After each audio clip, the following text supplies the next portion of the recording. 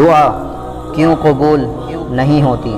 حضرت سیدنا عباد خواص علیہ رحمۃ اللہ الرزاق سے منقول ہے، ایک مرتبہ حضرت سیدنا موسیٰ کلیم اللہ علی نبینا وعلیہ الصلاۃ والسلام کسی مقام سے گزرے تو دیکھا کہ ایک شخص ہاتھ اٹھائے رو رو کر بڑے رقت انگیز انداز میں مصروف دعا تھا۔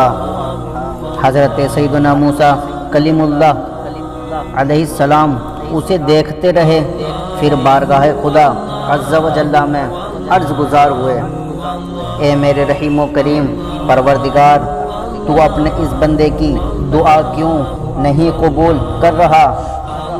اللہ عز و جل نے آپ علیہ السلام کی طرف وحی نازل فرمائی، اے موسیٰ، اگر یہ شخص اتنا روئے کہ اس کا دم نکل جائے اور اپنے ہاتھ اتنے بلند کر لے کہ آسمان کو چھو لیں، تب بھی میں اس کی دعا قبول نہ کروں گا۔ حضرت سیدنا موسیٰ کلیم اللہ علیہ السلام نے عرض کی، میرے مولا، اس کی کیا وجہ ہے؟ ارشاد ہوا، یہ حرام کھاتا اور حرام پہنتا ہے اور اس کے گھر میں حرام مال ہے۔